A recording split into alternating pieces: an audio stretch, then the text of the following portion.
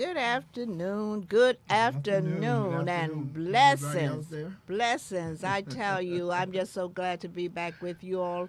Always good when we know we got good knowledge for you. You know, I'm always inspired, and I come on my show with the scripture that says, "My people will perish for lack of knowledge," and we here try to make sure we bring the knowledge in. And when I say knowledge, true knowledge, you know, because there's a lot of knowledge out there, Terry. But I mean knowledge that is truth, you know. We and can use, right? yeah, and that is true. You know, that one of the things we know, we are the original people. Yes, That's yes, knowledge that's that right. can't be disputed. Yes. One of the understand things that. we know, we was enslaved. That's knowledge that can't be disputed. One of the things we know, we were stripped of everything that was belonged to us, our health, our wealth, our religion. That's right. So knowledge like that is indisputable, Yes. you know. But, you know, this is Music History Month. That's right. Such a misnomer music, as yeah. far as I'm concerned. is, yeah. Because we as African, black people, would have to accept the lies, for lack of a more cultivated term, Uh-huh. Yeah. of who are the greats of American music. Oh, they'll throw in a few of us in the mix: Beyonce, Michael Jackson, James Brown, Aretha, just to pacify us. Yes. But think about it. Not only has our identity on all levels been compromised, but music is one of the more blatant examples of cultural appropriation. Yes. Things stolen from us. So to give credence to this month without acknowledging that fact, that's a disservice to our inherent greatness Yes, it is. Yes, and it is. genius. That's right. See, if we're going to participate in this farce, we need to correct the lies. As we go, say if Italy is given credit for spaghetti, then African Americans should be given credit for our American music. That's right. But that's not what this month going to portray. That's right. This will be the story you will hear this month. Yes. Elvis Presley, the king of rock and roll. Oh my. Bruce Springsteen, boss. Madonna, the diva. The Beatles, the greatest rock band. Frank Sinatra, the crooner. And presently we are hearing that Taylor Swift is the best singer. I mean, she's making the come on most now. money if that's how you be determined. Yeah. So what do we do to celebrate? Let me read a critique of a great brother. He's king, our king. He's an ancestor now. Brother Dale Jones, he wrote the book Culture Bandit 1 and 2, and it says, I'm just going to read an overview of his book. Okay. Say, this is a great book by the late great author Dale Jones. He goes into great detail about how black music has been stolen by others. The blood, sweat, and tears put into the music industry benefits others more than it does us. This book will give you a whole different perspective on the entertainment business. Del Jones, a.k.a. Nana Kunte, would be comparable to the night watchman. And that's what I call myself, the night watchman, when I try to deliver information to my people. Yeah. You know, someone has to guard the community and keep the high watch. Nana Kunte fought for our culture to make sure it was preserved. He ensured thieves, and that's what our Nana called cultural bandits, don't steal what rightfully belongs to Africans. That's right. He has to keep our information readily available for everyone that seeks the truth. That's right. His spirit was willing to organize and teach us wherever we were in terms of our Pan-African identity. One thing I can really appreciate, that he was not so into himself, you know, and titles and accolades from people that he couldn't speak the future of Africa, our children. Any man that is willing to step up and carry the message to our children deserves all the respect in the world. And that is so true. Be sure to is very take that true, book. very true. And as a matter of fact, I written about Del Jones in my book, Verbal Healing. So don't forget to pick up my book, Verbal Healing. But I do want, before I go any further, I just want to thank my crew here for helping me out to bring this show on. My producers, Lula Williams Salvador and Sheila Brown Bird. I want to thank my advisor, Juanita McClure, and of course my promo crew, Elijah and Halim. And of course, I'll never forget Norm, our engineer here. He just kind of really keep the thing going for me. Right. Yes. And my co-host, the eminent and Professor Terry Benjamin. I'm here. I'm in the house. You know, Glad this to be is here. Music. Hey, Terry, With this my is music. sister. Yeah, still Music Heritage Month. Yeah. Aha. Yes, It's still Heritage Month. No, so what we celebrate, we will be talking about music all month. But right now, as an extension of last month's conversation, today we will continue the emphasis on redemption through liberation. That's right. Because we believe to be liberated, one has to be redeemed right. by any means necessary. right. See, it's all about the mental part of one's anatomy. It is. You know, it same is, way we yeah. got physical problem, we have mental problem. Yeah. I guess today we have our brother Abdel Rahim Benjamin Ishmael. Ooh, that's a Now mouthful. that's a name to choke on. That's right. That's a to name. remember. That's a name to choke on or to get liberated on. Hey. To choke on or to get liberated There's a on. meaning in the name. And I understand you are a liberated brother. Yeah, he is. I'm excited that you are here with us because in these times, when our people are more conflicted than ever, we need to have some redemption story. That's right. First, for the sake of transparency, we know this brother. That's right. We know You his know, brother. you We are know the him. brother of my co-host, Professor King. Brother, my brother. The brother of King Terry Benjamin. Oh, yes, Welcome, yes. welcome. My number one question is, what's in the name? Abdel Rahim Benjamin Ishmael. Welcome. I want to say Assalamu alaikum wa rahmatullahi wa barakatuh. Peace be upon you and the mercy and blessings of Allah. And I'm welcome that you honor me here today. You asked me what's in my name. Right? That's right. First of all, the first name, the meaning of it is servant to the merciful God Allah. And the reason why I chose that, I kind of chose it, but it was a given name to me.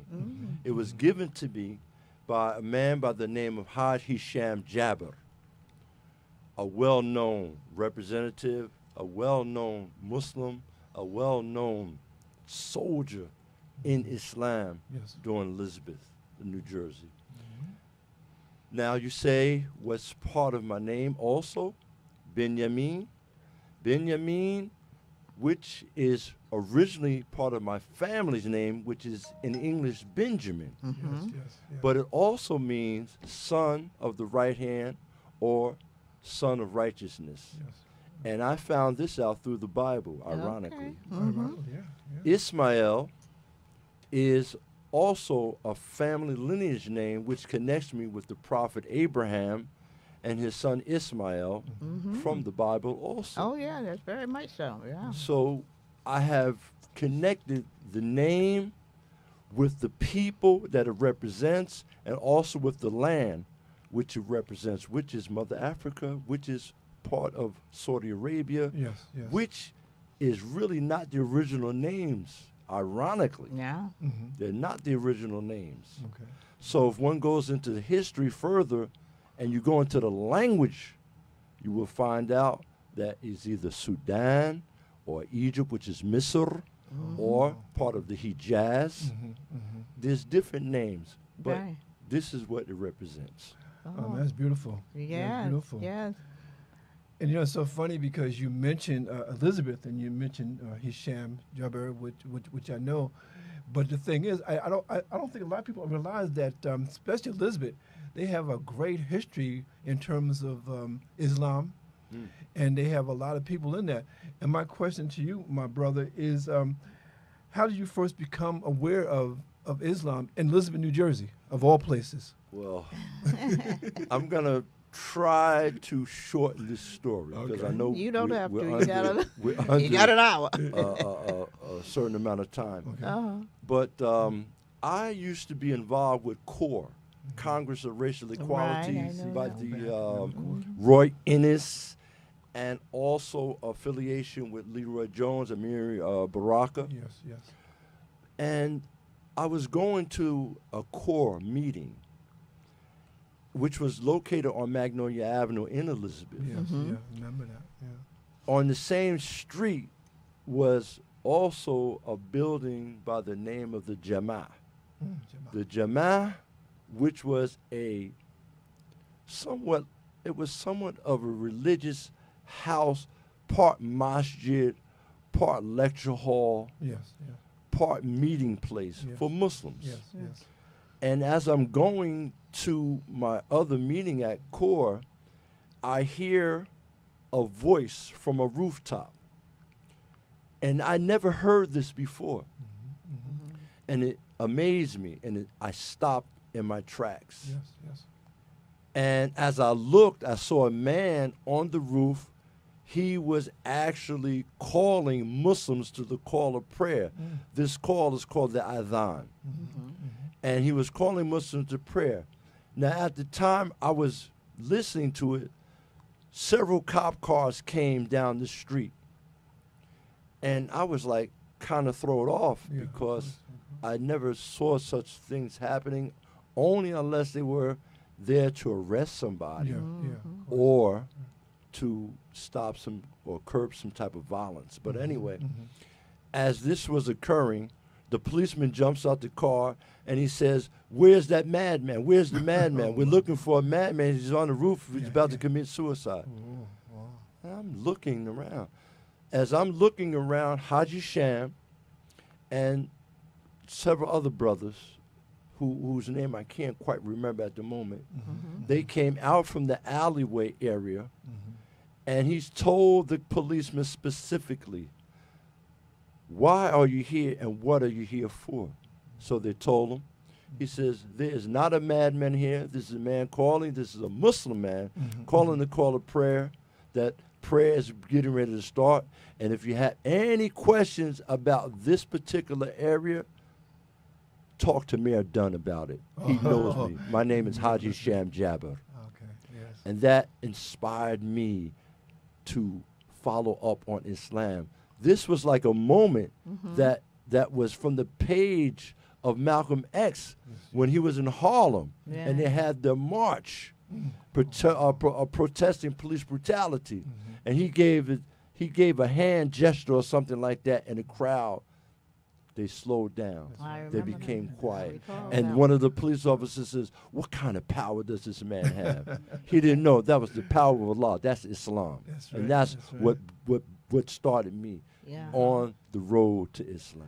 That's beautiful. It's Yeah, a it's a beautiful beautiful story. You know, story, and, it and you is. told me that many times before, and I really appreciate that. But I just one question. Those are the kind of Yeah, conversions we as African Americans get from anywhere. Yeah, we need I them, right? just recall how someone was at a honor show once and Yeah, yeah. talking about I'm a Southerner, right out of the I won't say the Georgia wood, the Florida wood, Florida was right. post Yeah, pre-segregation. So you can imagine that period in our lives. Yes. And someone just asked me, say, because I'm a Christian. Yeah. So they asked, when do you get converted? I said, it wasn't a conversion. I said, it was a continuum. I said, because when you grow up in a segregated South, you have God with you at an early age, and you don't let him go. No, you you just have keep to a have hold it. of him and keep it tight Yes, around yes, you. yes, So yes. I can understand. You meet him at certain points, certain time, and you just hold on to it. Yeah, and it's so funny because you mentioned Imam Baraka and whatnot, and you mentioned CORE and those people, because at that time there was, people didn't know how to identify us, and I just want to ask you briefly, what is the difference between Islam and Black nationalism? Are they the same thing? Well, no. Let me explain a little to you about Black nationalism. Okay. Black nationalism is a theory which is really racist to me because it's dealing only with one group of people and one set of ideology, which is to unite this one group and overlook other groups. At the time when I was coming up and dealing with Black nationalism, there was a lot of racial connotations Mhm, involved in the ideology. Right, right. Now, me growing up in Elizabeth, Uh-huh. which the street that I grew up on was 150 Livingston Street in Elizabeth, we Yes, had a mixture of white Caucasians, Mexicans, we had Indians. So I was used to multicultural of people. Okay. I'm multicultural. This is what kind of also opened the door for Islam, because Islam is universal. Okay. All right.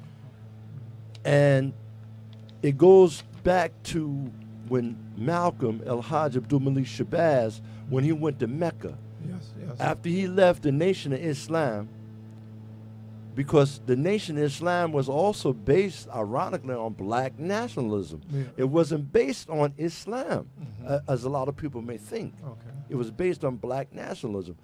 And a lot of their concepts was based on racism. And I hate to put it that way, Yeah. because some good people came out of the Nation of Islam, That's right. and I'm not putting them down.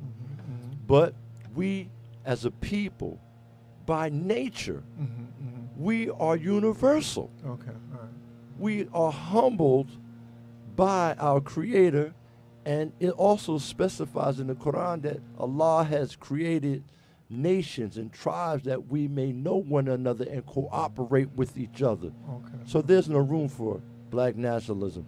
But at that time, that's what I was. I was a black nationalist because I was looking for an identity. Yes. Yes. Yeah. Yeah.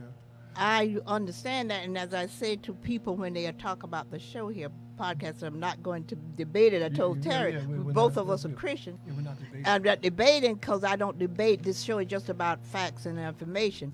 And I say I leave the debate for you experts. When I call myself an unapologetic amateur looking for experts, I leave the debate, but I will comment only because I have the fact. Yes. Yeah. The Nation of Islam, same as the AME Church, came out of a system that was put upon us that we didn't invite, we didn't ask for.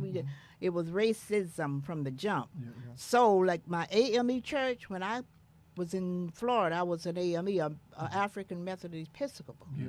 And that came from a point when they were white folks who brought us over here, Europeans who brought us over here. Didn't allow us to be Muslim, Christians, or well, they did. But The European allowed us to be their definition definition of Christianity. So, yeah. Arabs allowed the other blacks to be definition of Islam. That's right. And so we had to kind of go underneath those two. But that's what I love so much about my pastor. I was telling you about a new pastor, and he's teaching us so much because many of my friends over time, they converted to Islam, which was good, nothing wrong with it. But it kind of left me wondering where my Christianity stood. So my pastor came in as I knew that European couldn't create anything that great. So he chose a history. He told the history of where Christianity came from. So as we as Africans begin to learn about our history now, study our history, know the same with the Europeans, the Arab. They two invaded us. One got us from Christianity, and I'm still a Christian because I know from whence I come. I know how to connect it with God. It's Same as the connection, yeah. Islam and Muslim got it from the Arabs, and until we know our history from Africa, Right. then we just kind of. And when we think of it, I can understand you when you're thinking in terms of racism. We can't be racist because we don't have that kind of connection or control. We are a result of what has been put upon us, and we try to fight our way out of it. Try to create ways to make us know who we are. But we're not- I understand your point, though. Yeah, but we're not that kind of people. You know, we like he says, we've always been expansive. Yeah. You know, I mean. But when we decided that we needed to get into these particular closed circles, if you want to call it that, it wasn't our choice. It was when the AME, what's his name, Richard Allen, Richard when he Allen, established the AME Church. It was from that concept, and then folks did after a while. They said, "Well, if they heard the name African Methodist Episcopal, well, were you? No, we didn't. We didn't create But that. there was a connection. There. Yeah, we didn't start that. So with the Nation of Islam, from what I gather, I was just talking to my niece, who's the Nation of Islam person. She was saying that was, she compared it to like the AME, trying to connect with people who was first shunned and were not allowed to be included in a circle of people. Yeah, but I think what happens again, as you go into the religion more and you really understand what it's about, and I think because we talked about before this, we talked about how religion can be transformative, how it can change you. Change it, yeah. And Brother Benjamin, we talk about Mecca, and I like. Oh, I hear that you've been to Mecca, and you. So you went there in 1986, was it? 86. Okay. So, All right. So what made you decide to go to Mecca at that time? And I know you're going to go back again, but the first trip to Mecca, what was how did that come about? Ironically, the decision came after a tragedy that I faced. Oh wow. Okay. I'll briefly speak on it because I was involved in an incident where I was looking at 15 years in prison. Okay. All right. And Yeah. I did get exonerated throughout the ordeal because I was incarcerated at one point briefly until the investigation was concluded that I didn't have nothing to do with it and I was exonerated. Yes. Then I moved out of New Jersey. Okay. There was a beautiful woman in my life at the time who had a job opportunity down south in Virginia. Okay. So I helped her move to Virginia. Yeah. And upon doing so, we fell in love. Okay. Okay. And afterwards, we had gotten married. Okay. But the inspiration had hit me because of what I went through and where I could have been. Yes. I fell prostrated to the floor one night and I cried. Oh. Wow. And after that was over, the inspiration to go to Mecca, Okay. Mukarrama we call it, the blessed city, okay, and visit the house of Allah. Okay. And after I cried and I prayed, I found out that I was being rewarded financially, monetarily, with some money because we did relocate from New Jersey to down south. Right. And the job that she had given her this large amount of money, but it was in both our names, which I didn't know anything about.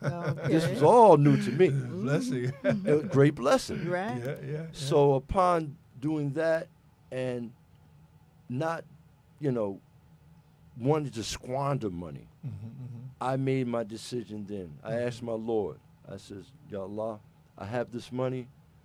Let me do something real positive with this money. Okay. And I vow to go and make my pilgrimage to Mecca and humble myself to Allah and visit His house. Oh, that's beautiful. Amen. Yeah, That's a beautiful story. You know, my producer, my sister here, my advisor, she had just come back from Mecca about some months ago. I'm going to have her talk about it one day. But she was excited about it. Yeah. So you're going back too, huh? Yeah. Yes, I want to go back again, but I want to go for the purpose of doing it for someone else. Okay. Yeah, I want to contribute this Hajj to a good friend of mine by the name of Amin Abdul Qudus, a very, very pious good friend of mine who passed away. He had health difficulties.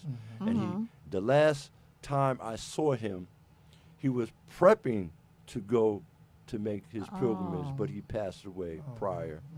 So that's why I want to go again, inshallah. Right. Yeah. And you said there was another second reason that you wanted to go? Well, I mean, the second reason is therefore to fulfill one of the pillars of Islam. Okay. See, we have different pillars of Islam, and we try to fulfill it. And it says that if one has the financial ability to fulfill the pilgrimage to Hajj or Umrah, but mainly pertaining to the Hajj, because this is during a certain period of time. The Umrah you can make within any time of the year, but the pilgrimage is during what's called Dhul Hajj. This is the month of Dhul Hajj.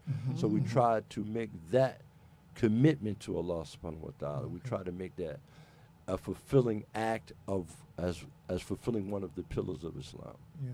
Now, that first time that you went there, you said you got into the city, but there was a problem with your luggage. Oh, well, for one thing, I had too much luggage.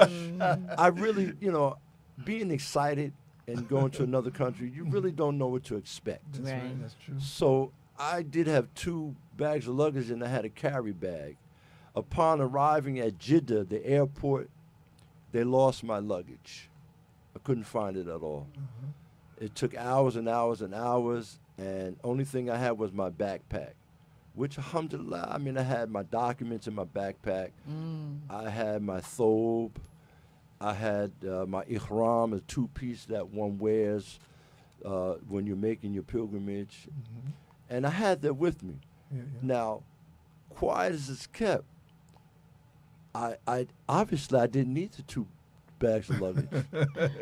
But being that happened, and Allah's merciful again, and I'm very humble to what he showed me and what he did for me, I was given a written stamped approval for financial aid from the government, as well as free room and board, as well as free transportation and accommodations after and during my pilgrimage. Oh, wow. That's Okay. embrace. Wow. Yeah, was that I was understanding you was sort of telling me a little history that didn't happen right away, right? It was after you spoke a little Arab, right? Yes. I had to. It's so ironic that you mentioned that, because usually Muslims will go with a group. I didn't go with a group. That was one of the things that they looked at me strangely, Yes, yeah. because usually you'll go with a group and you'll stay with that group. And I imagine they kind of looked at you stranger too to be a black American. Yes, that's right. That goes Very- that Who is goes this man? everywhere we go. That follows us, and you happen to Yes. be Yes. speak that. Yeah, so that is Yes. just. But that's interesting. That's And how did you turn that around? That suspicion. Well, what I did was, at first I shut down. I didn't speak any English at all, and then I didn't speak any Arabic at all. I let them do all the talking. Okay. Then, when I did have the chance to speak Arabic, I spoke nothing but Islamic Arabic pertaining to the Quran Oh, my and goodness. pertaining Wow. to the traditions of the Prophet Muhammad, peace be upon him. Yes, yes. That's what turned things around. Yeah, that, That's and something. as it does throughout the world with us, That's right. we have right. to recognize to be who we may not be Yeah. to be accepted, and that's just universal. It And is, you know, it and so we just got to know we just black all over. So when we don't present that, we didn't create the No, distinction. but the thing is that we have to understand at this time in history we are the global majority. You Well, know? we have always been the majority throughout the world. We're the Exactly. global That's- majority. that's They're like right, yeah. 10%. Yes, yes. But they have the Good point. power, the economic power, to control things. That's right. That's And right. one of the reasons that we are in the position we are in as African people across the globe is because that the threat of us, we never would do. We don't even have, it's in our DNA to do to anyone what we've been done to. No, we're not Yeah. the kind of people. Yeah. So we're just not that kind of people, but that still don't, that threatens them when they know that. Okay. Oh, Because yes. they think we're going to do Oh, to yes. them what they did They to did us. to But us. we're not that kind of They're people. just not that we kind of wouldn't do people, that. but I am- That's what's called like a guilt factor. Yeah. Yeah, Guilty. Yeah. That's Well, we're right. going to come back to you because I want to ask you some more questions. But I see I have another guest in here. She's going to be here temporarily, momentarily. Yes, She's yes. just going to give us some information about an affair that's coming up called Juneteenth. I mean, that's very historic for us, and I'm going to let her give us some information on that. I'm going to be one of the speakers on this at this affair. This is my second time with this sister. She's a dynamic sister. She's been putting on these affairs, and she has a great affair. I'm gonna let her talk about it. But for those of you who are listening, I want you to show up at the Juneteenth affairs at the neighborhood house. But welcome, my sister. Welcome. It's Caroline Godin. Bella, how are you? How you Hi. doing? For welcoming me on your show. Good. I'm glad you're here. Welcome.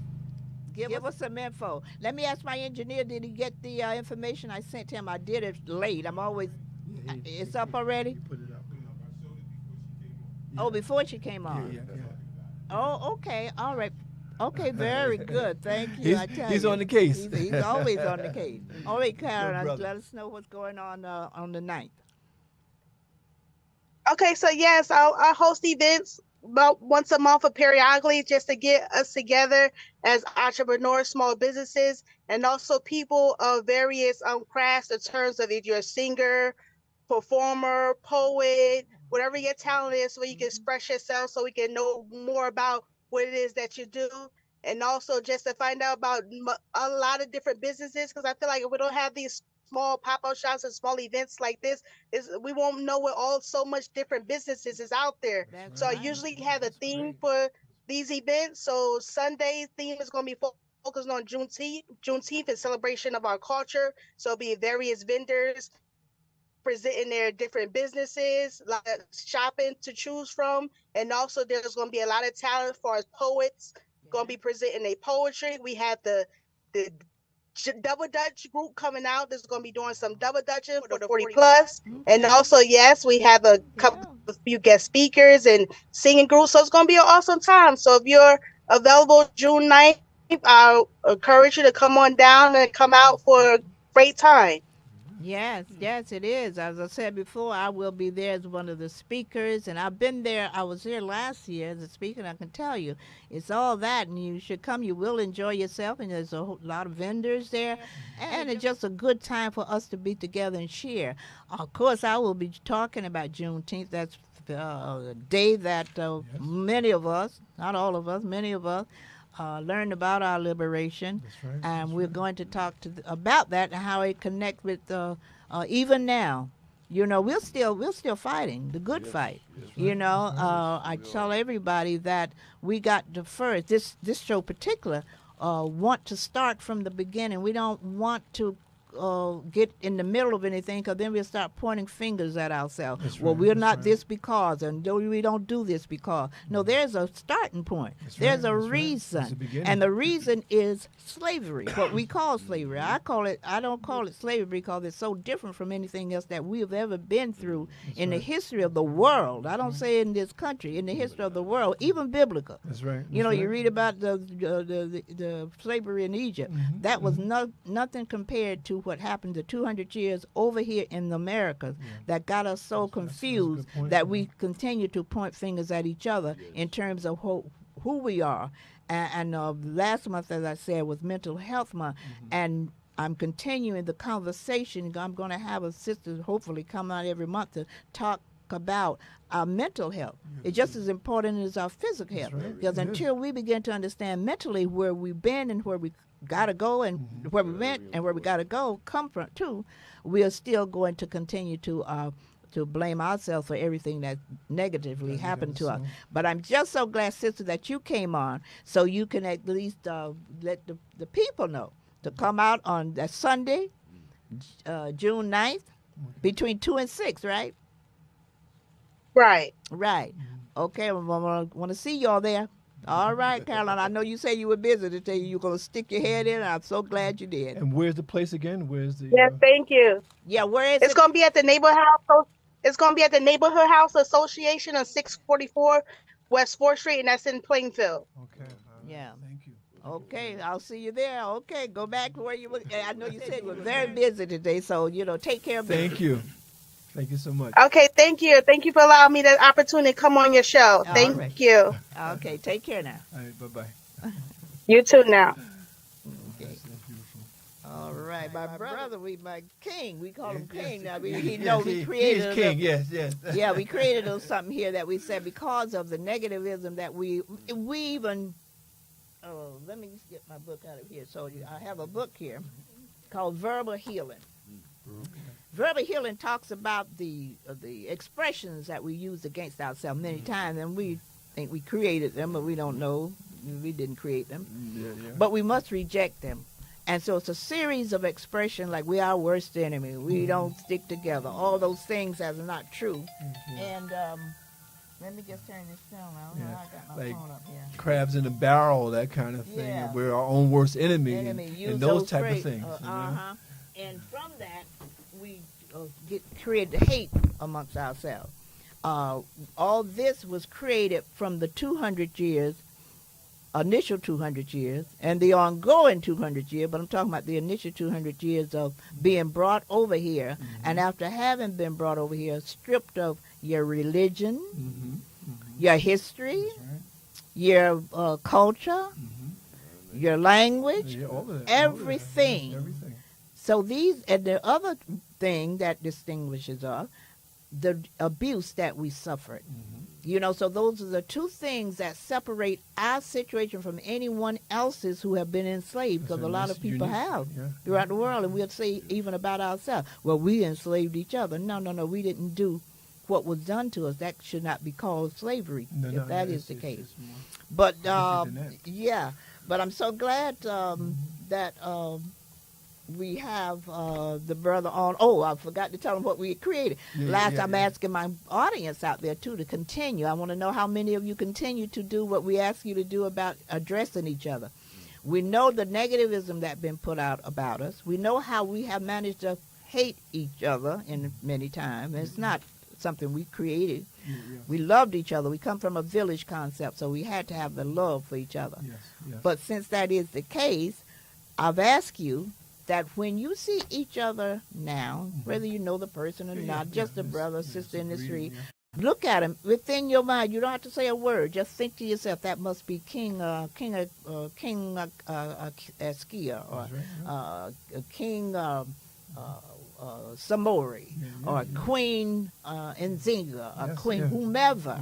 Look at them from that perspective, and then we're gonna reverse. We're going to reverse the hatred that's been put up in us in several ways, in several languages. That's true. Yeah. So now the next question is, your brother informed me that you had a business going on. Business owner. Business owner. Well, give me some history around that. How'd that come about? Well, it came about because I'm a pretty talented person. I can believe it. Your brother here is also. It's in the genes. In the genes, DNA. But this is really a serious thing. Terry and I, by nature, are artists. Yes, we used to draw and paint as kids. We used to draw the comic strip characters and make up our own characters. So I started drawing and painting in school also. And this story, which started my artistry career, started in elementary school by a man by the name of Mr. LaGravinus. He was an Italian man. And he says, you have a talent. He used to call me Little Benjamin. He said, Little Benjamin, you have a talent. I want you to draw pictures of prominent black people for Black History Month. This was the first time in my life, and I think throughout the public school system, that we were acknowledged Black history, and he wanted me to draw pictures with a little story based on the person who I drew. That's right. And posted on the walls of the public school system. I was humbled. It's an honor, and it was an honor. Yeah. And that was started me off into artistry. Then as time went on, I thought about painting rooms and painting houses. So I asked somebody, could I paint their room? That turned into several rooms. Then I got an offer to paint somebody's house. And I started doing that. And I don't do it on a large basis or consistency, but that is one of my hobbies, as well as I do tree service Okay. I cut trees. I love cutting trees. I love climbing trees, which is crazy because somebody said, you know, You can fall. you could fall and hurt yourself. I says, yeah, well, I can get hit by a car, which I did by just playing in the street. Right. So that's what I do. I do interior, exterior painting. I I do can tree appreciate service. the tree service. I can Yes. appreciate the tree climbing because as a kid, that's all we That's all you did did, right? down in the country. Climb trees, and my parents would say, "You're gonna fall. You're gonna hurt yourself." Yeah, and this is what I do. I like doing that, Mm-hmm. and I was kind of forced back into it because of failing health issues that I'm experiencing right now, and I'm more comfortable working for myself anyway. I was tired of working for other people, Yes. meaning the system Yes. of yes. this Caucasian. Yeah, yeah. Now, money is money. Don't get me wrong. I'll take it from whoever Uh-huh. I can get it from, but only legally, Yeah. only Yeah. through Right. proper halal work. Right. And it's interesting because I know, of course, we're brothers, so we share a history. But one of the things, and I talked to you about this before. I know when you were working for someone else, a lot of time you were working that graveyard shift was from 12 to whenever. And I tell you a quick story. One time, my uncle Horace, who was our mentor and our teacher, and he got me into the factory where he worked on the midnight shift. And Ruby, I thought I could do it. I thought I could do it. And I think I lasted about 2 weeks because I couldn't. Because what happened? Because you're doing the 12 to, I think it's 12 to 7. Now, what you're supposed to do is you're supposed to sleep during the day. I couldn't sleep during the day. I just couldn't do that. So I would go on to work, and I tell you, and my brother will tell you, when you work from 12 to 7, there's a time in that sometime around 3 or 4, your body says, you know what? I don't care what you're going to do. I'm shutting down. And so you try to find a bathroom or office or whatnot to do that. And my concern for my brother, and one of the reasons I'm glad that he got out of that, because I was just concerned about him working that shift, and then you were working in food services, Yes. so you were in like icebox situations and that kind of stuff. I know I couldn't have taken that one. Yeah. So now, how do you get beyond that, and how you doing now? Well, really, to get beyond it, you have to have persistent. You have to really know what you're made of Okay. and what you want. What is your goal? Yeah, that's Yeah. important. That's So important. at the time, also, I was supporting a family Yeah. as well as myself. That's right. Yeah. So my goal was to make enough money where I can take care of the family, Yes. but also put something aside for myself. That's right. Yeah. And that's what kind of motivated me. But my personal talent Yeah. that I have motivated me the most Yes, because yes. I knew what I can do, and I knew, and I also have a gift for gab. And Okay, that helps. a whole lot. and Yeah, that you know, and also growing up, I was just a natural born hustler. Yeah. Because my brother could tell you, when we were small, like Yeah. before 12 years old, Yeah. we did paper routes, That's right. Yeah, delivering delivering newspapers, papers, Yeah. shining shoes, shining shoes. going to Yeah. the supermarket, asking people, can we help them with their Exactly. groceries and whatnot? So yeah. we were always somewhat entrepreneurs, That's right. you know, Yeah. always trying to make ends meet. Yeah, but I can understand. Isn't that the history of us That's it. as That's it. African people? I remember well when the paper route and all that, my brothers and things, they would go out looking for something to do, That's right. I'm from the farm, so I know Oh, so you all the know, young right? folks worked in the farms on tobacco, and I just don't know where to get the idea from that people don't like to work. We shouldn't like to work because we work for 200 years for free.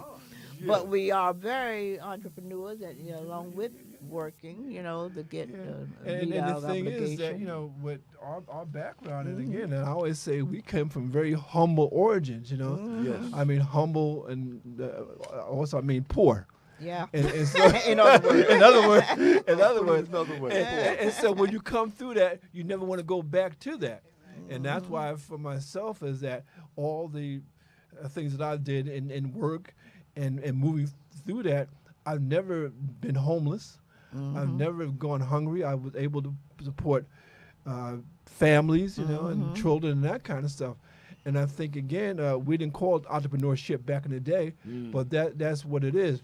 But I want to get back to Mecca, and my question to you, my brother, is we talk about men making the pilgrimage, going to doing the Hajj and whatnot, but are women involved in this? Do women go to Mecca as well? Oh, Yeah, 'cause yes. my sister just we went don't, we don't hear came too much back. about that. We Yeah. have a sister right here that has made her she made Umrah, which is the lesser pilgrimage, Oh, but okay. she made the pilgrimage. Mhm. Women are not restricted. Okay. Okay. You know, quiet is kept. Mm-hmm. There's things in Islam that the general public really doesn't know pertaining to women. Okay. And in Islam, women are really given more equality than the average American women might think, Okay. because they That's always want important to know try that. to separate That's right. That's right. us Yes. and yes. cause conflict Yes. between men and women in the religion of Islam. Yes. Yes. But it's not like that. Believe me, it is not like that at all. You went by yourself. So Yeah. there's really no You restriction. didn't go in the group. Let me just announce this for quickly before I forget. I Yeah, don't yeah. want to forget this. So my Yeah. brother here, Juneteenth, Freedom Day. Yes. That's another Juneteenth celebration. We have Juneteenth across June, and it's good. That's right. Friday, June 21st, 3 p.m. to 7 p.m. at the Rawway Public Library, Rawway Recreation Center, Yeah. 3 to 4. Library steps, performances, Mm-hmm. scholarships, That's right. keynote speaker. Yes. 4 p.m. to 7, Recreation Center, Learning Workshop, Financial Services, Yes. Health, Banking, That's right. Senior Resources, and Wellness. And I see here it say keynote speaker. Now, who is that keynote speaker? Well, that is I. It doesn't say here, but they better No, put no. something on here. But it's so funny because I you know, again, I've been in Rawway for over 20 years at this particular point, and you know, a lot of people know me because they see me walking to the library or whatever, and it's so funny because they was trying to find somebody to do the keynote speaker for Juneteenth, and my name came up, and I was sort of drafted into this, you know, and again, my whole thing, and I talked to you about this, the whole thing with Juneteenth, I think would have been a biggest celebration if more people would have known that they were free. They didn't know it. A lot of people got the memo a little later.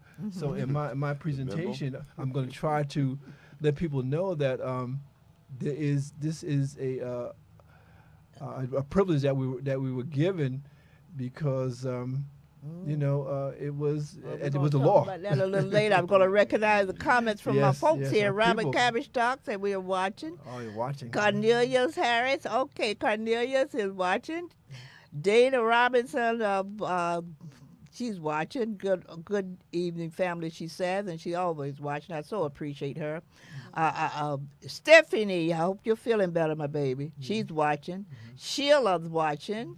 I am watching. Lorraine Barner from Philadelphia, good afternoon. I'm watching and learning. Keep up the good work, she said. I always love to hear Lorraine.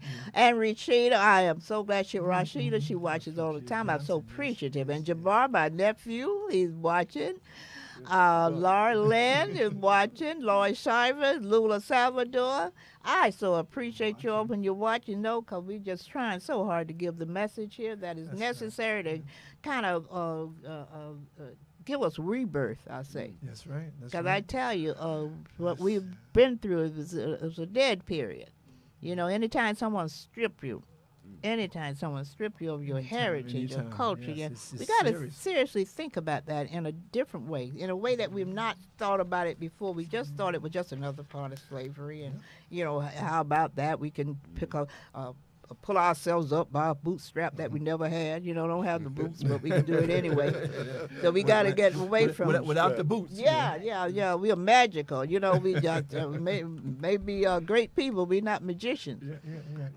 But it's just so interesting that we have this platform here, and I just thank God every day for it, because truth, Dr. Martin Luther King said, I'm always quoting him, truth crushed to the earth will rise again. It will. And we're trying so seriously to bring truth here so we can dissect, disseminate, and try to go forward with what we need to do as African people to get together on creating the persons and the people that we knew ourselves to be, But now, my brother, another question I have for you. Were you're still in Elizabeth?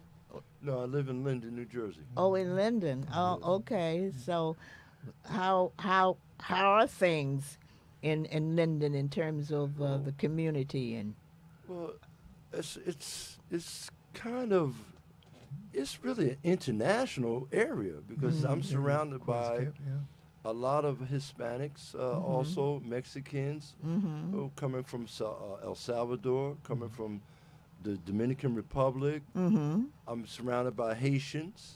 Okay. I'm not surrounded too much by African American people, though. Ironically, right? Ironically. But same in this Plainfield, and I have a question this about is the that. trend. Really, seriously, I don't know what happened. I don't know if, and I don't want to get into that because, with this stuff that's going on, I don't want to make There's a lot anybody, going on. misunderstanding about what I'm trying to say. Of course. It's just that I do notice when I first when I went to Plainfield initially, and I forgot when it was, some years back. It was predominantly black. And now I'm just totally surrounded by people other than black. And it's disturbing in a minute because I'm not quite sure the reasoning behind it. And I hear that from other locations. But that's okay too. We're gonna speaking of Mexico, this is just a little information because I just heard on the news where the first female president female president of Mexico was just elected. Yes, yesterday. I saw that. So I don't really know the significance of that, but But it's interesting. But again, I think things are changing. I was talking to my brother yesterday, preparing for this program, and I shared with him that Stevie Wonder is now a citizen of Ghana. Yes. And there's a lot of us now have migrated to Ghana. Ghana has always given us dual citizenship. Well, not since it's in but a liberation, we've gotten dual citizenship. But it's interesting you mentioned that because I just learned. I'm into trying to discover my origin. Yes. So we can more clearly explain to people where I'm from rather than Florida, North Carolina, Georgia, and all that kind of stuff. So my pastor, I say, he's a very progressive young man. Yes. And he's bringing a lot of information into his congregation. And what he did some weeks ago, he had us, we brought the African ancestor person in to help us determine where we came from. Right. Well, I learned my heritage. On my paternal side is from Nigeria. So I'm Nigerian. And on my maternal side, my mom's side, we're from Cameroon. Oh, okay. So that's very good to know because then it's connection. Makes you feel like you don't have to just willy-nilly try to figure out where you're from or where you're not from. You kind of know.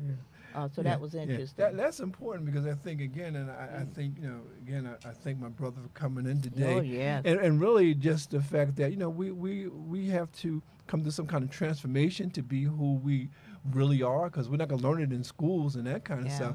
And what he did, he actually embraced his religion. And it's so funny because when we do this program, now we have about like 5 minutes left. Yeah. You know, because we've just gone through, and you know, even that is more that we can talk about. Yeah, we have 10 minutes left. That's a good timing, but it always goes so quickly when you're having fun. Yeah. Well, that's the thing. That's the thing. When you're having fun, it goes so quickly. Yeah. We need to have a continuation. Yeah. Definitely, we part two, will. right? Part two of it. So Terry, I wanted some info. He's always had information. Terry does. Yes. And particularly, I know you write, like your brother say, you're all a poet. Yeah. So what have you been writing lately? And so well, basically, I'm writing a novel, you know, which is about Elizabeth, you know, and dealing with. And it's so funny because people who are from Elizabeth, they're going to see different streets, like First Street, Second Street, and also it's have always a section, but Pioneer Homes, Gloria Manor, Yes. and that kind of thing. Because again, I was telling my brother, I said, you know, I look at him and I consider him a ghetto intellectual. Okay. And when I say ghetto intellectual, I mean the wisdom that he has is not from any school. And for myself, as I write, I try to document our time in Elizabeth. Elizabeth is quite different from what it was when we were growing up. Yes. You know, that really is kind of scary because they talk about the 5 dangerous neighborhoods in New Jersey, and it's Camden, Patterson, you know, and Atlantic City, and It was North. Elizabeth. It Yeah, was Elizabeth North is at in one that. time. You know, and Elizabeth was never in that, No. but it's changing. But I think again, and I like what you're doing, Ruby, is that you're giving us the knowledge to actually grow as a people. Yeah. Yes. Yeah, I'm in Plainfield now, but when I came up here from Florida, we were located in Elizabeth. So I was in Elizabeth for Oh, you are. the married and everything. Yeah. The church was in Elizabeth. Yeah. As I said, was an AME at that time, an Yeah. African Methodist Episcopal Church. Whoa. Okay.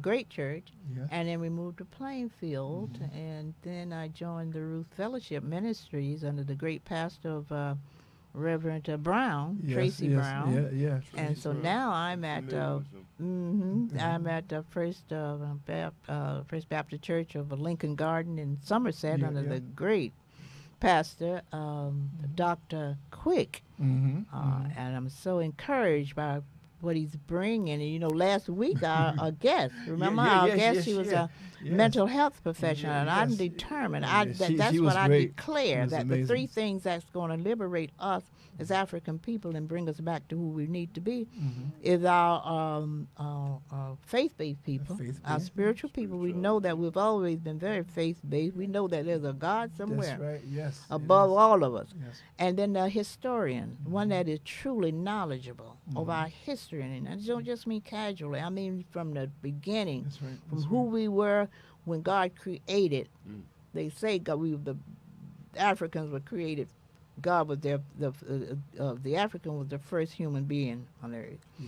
And so from that to what happened when we got into the whole continent of Africa. That's right. The whole continent. You know, Yes. and then what happened when we were kidnapped and brought across those middle passage and those boats like sardines, That's right. Yeah. hoisted up on the block to be sold.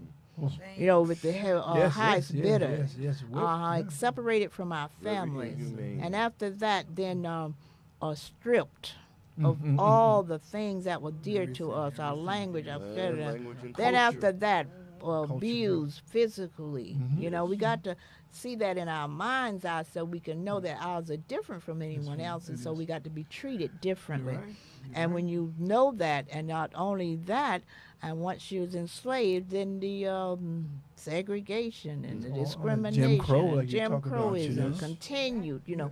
So it didn't just leave us just because we got up and went to Harvard or got up and went to Princeton. That's right. No, it's very much instilled within us. That's right. Exactly. Yeah. So I've been blessed that God has given me this opportunity here.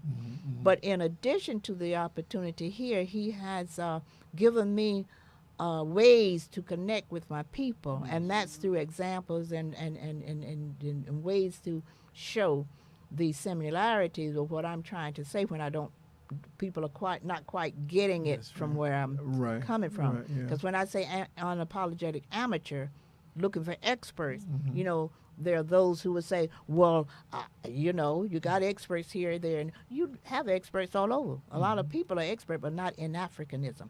So I've changed my little spiel to say, expert, I'm an unapologetic amateur looking for experts in Africanism. That means a specific genre, mean a specific thing that you have to know all those 3 or 4 things I said, so you can come back to give us cures for what happened. Because an expert gives you cures, gives you solution to what they have figured out your problem.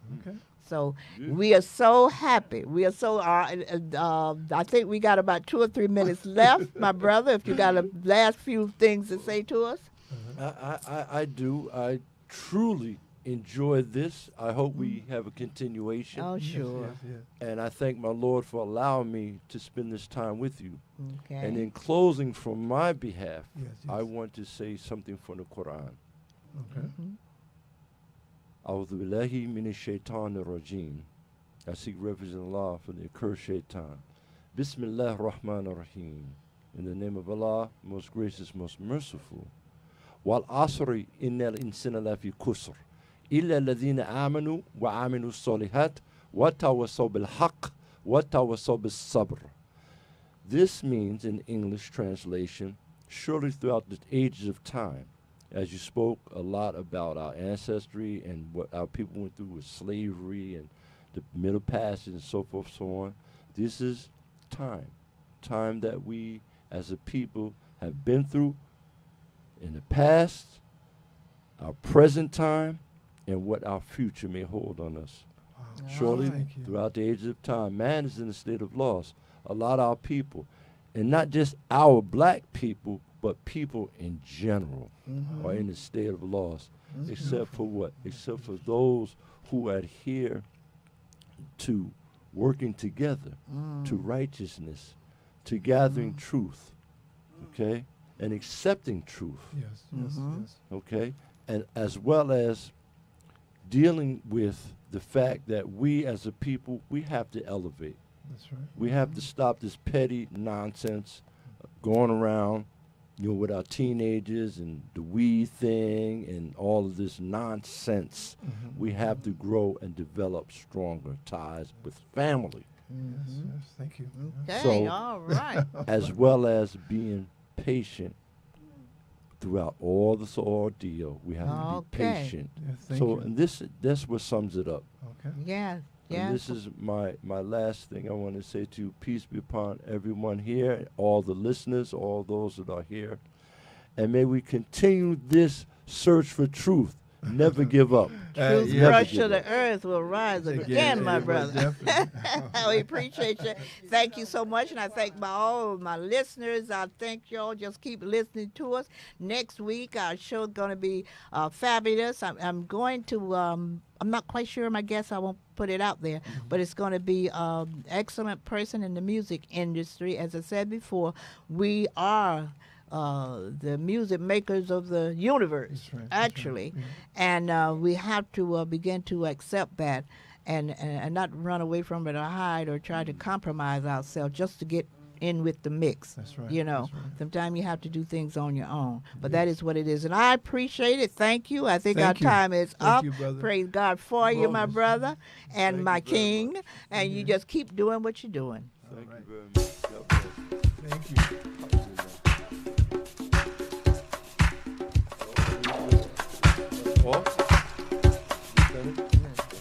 I got to do a super